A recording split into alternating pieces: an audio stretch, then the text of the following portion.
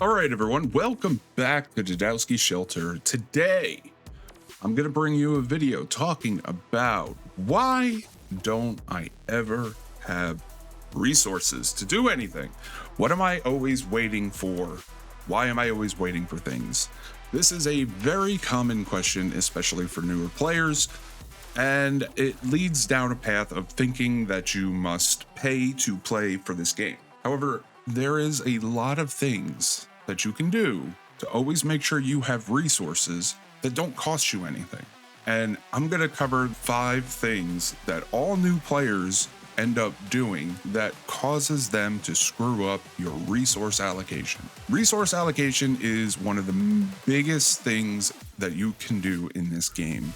Making sure that you have enough resources to do whatever you need to do at any given time is an important function of this game. And having proper resource allocation will drastically change the game for you. Now, I'm not talking about situations where you are upgrading a major building such as your base. Those are going to take a lot of resources.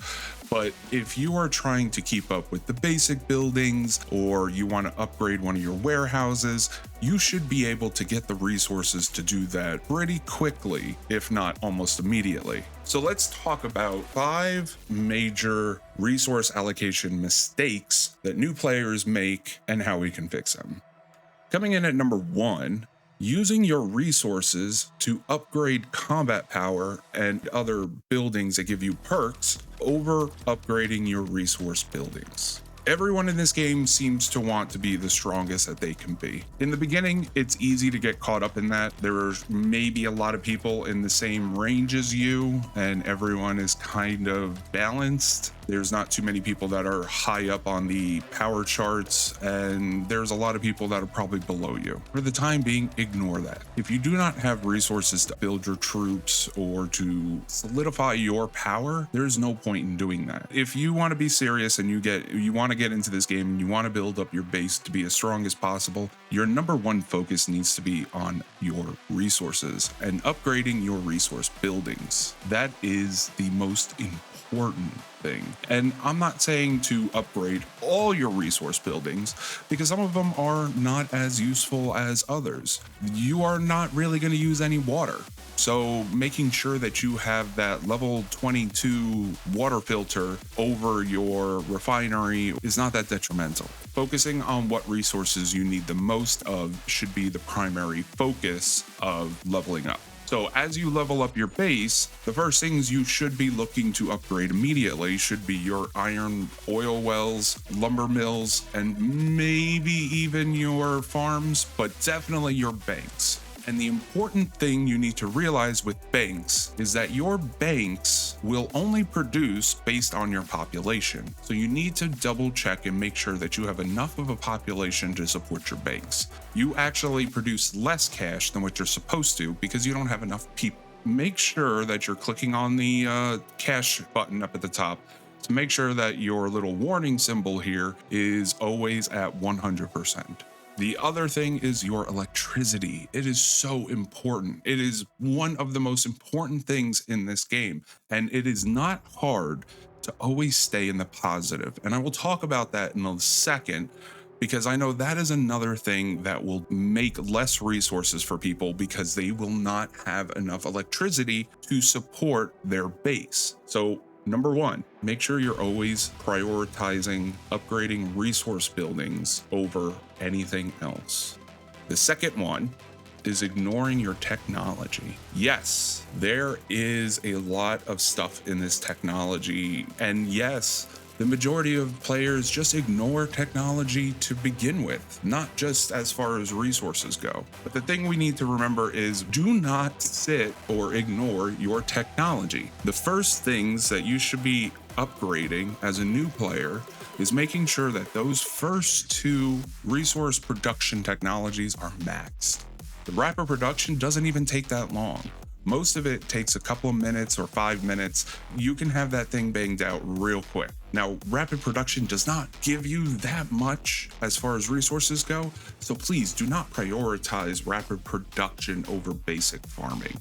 Your main resource helper is going to be that second technology tree, which is all about your resources. So make sure that thing is the first technology you max out over anything else. The other thing in technology that will help you out is going to be your APCs, the first 3 skills. Your first hero combination, load, and resource gathering is going to increase. That's it. In the beginning, those are the only 3 that you need to upgrade immediately and leave them alone. Once you do that, always have your APCs going out for resources. I know you're not going to get a lot from gathering, but as long as they're getting you something, it's better than nothing. So always have them getting something for you. Max them out utilizing zombies, and then the last 10, send them out to gather until they recharge. Having your APCs giving you the benefit by using the technology is going to help you in the long run.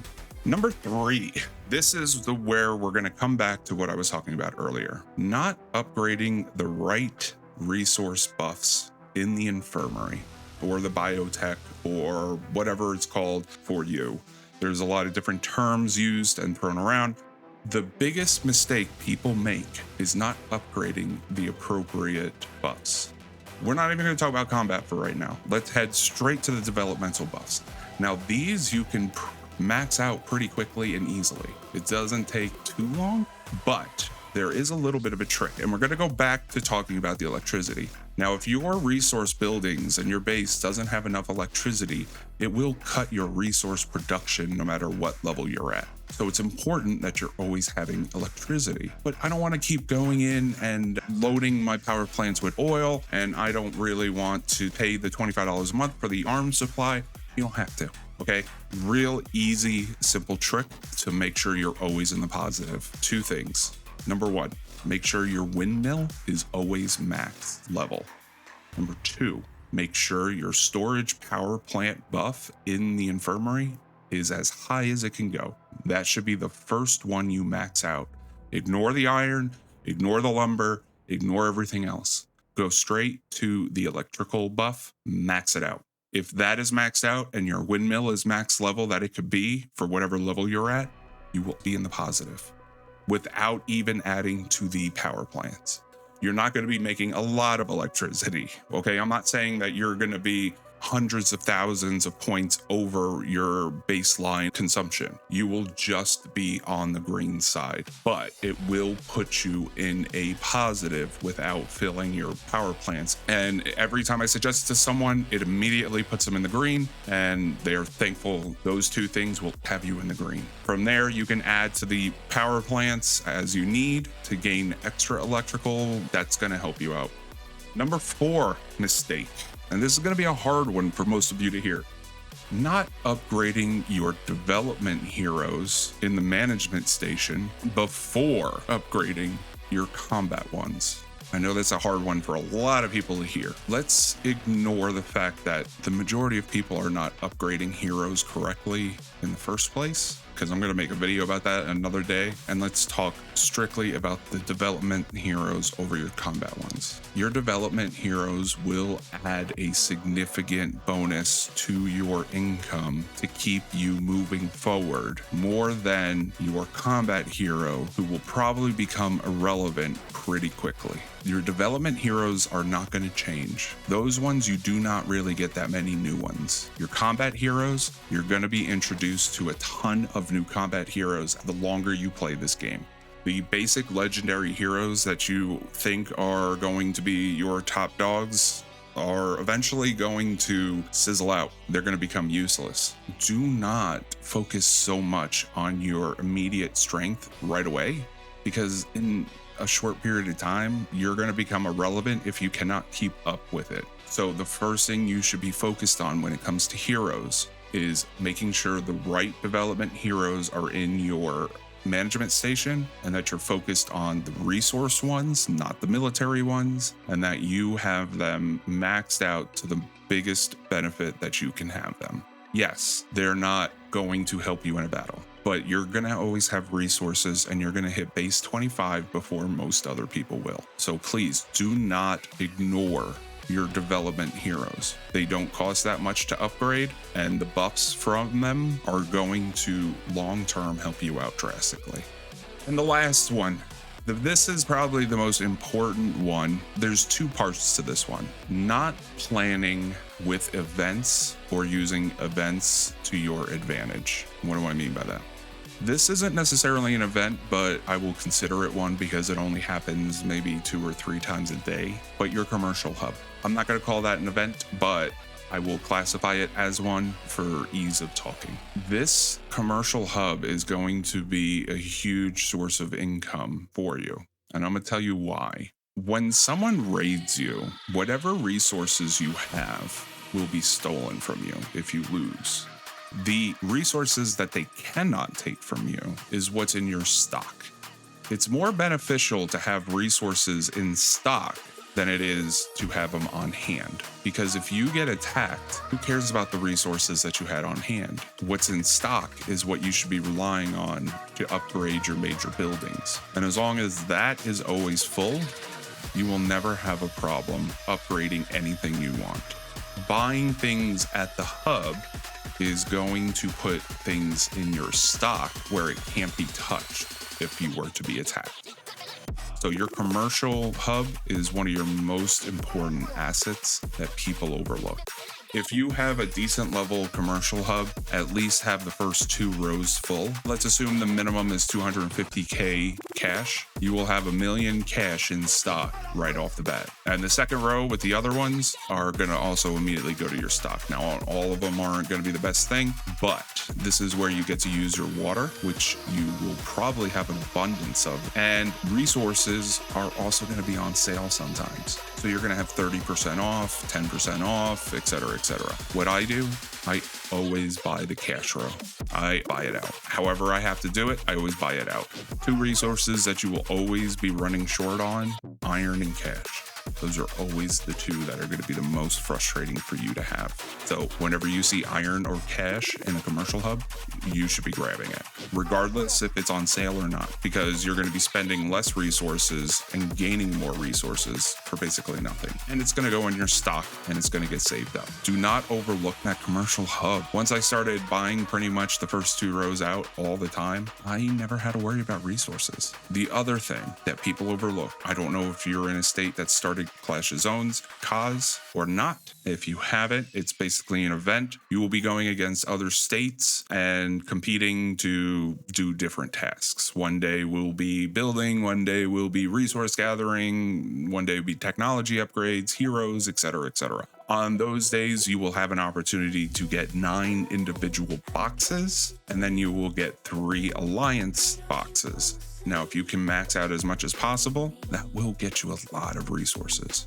However, you do need to upgrade the zone commemoration technology and max it out to get the most benefit. Once you max out zone commemoration, the game changes entirely for you. You will probably never run out of resources ever again. But what can I do in the meantime? Hourly challenges. Plan out your day. I know it seems like a lot, but if you're on, use your hourly challenges to gain you an extra edge of resources. Find out what day is going to be done and focus your goals on that. And if you have COS and hourlies, don't blow all your points in 1 hour. Spread it out. If you know that you're going to check in a couple times a day, instead of using your Clash of Zone ticket immediately off the bat, maxing out all your boxes and only getting 1 hourly bonus, spread it out. Use a ticket in the last 15 minutes of an hourly challenge. Line it up with the next hourly challenge and do 15 minutes for the hourly challenge. Get that box. When the hourly challenge switches,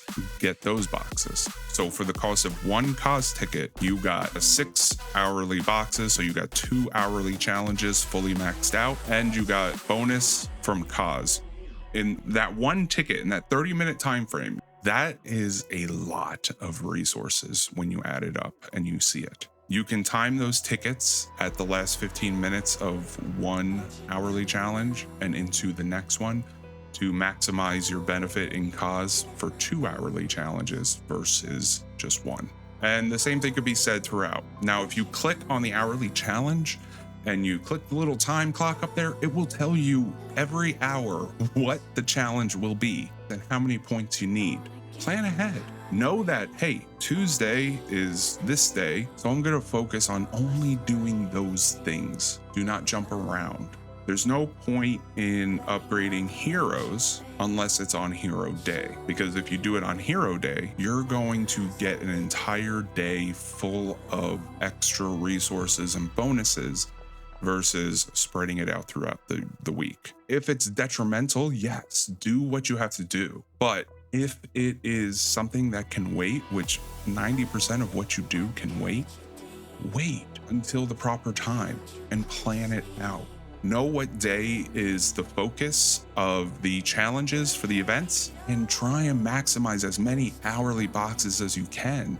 All those will go in your stock. They can't be touched.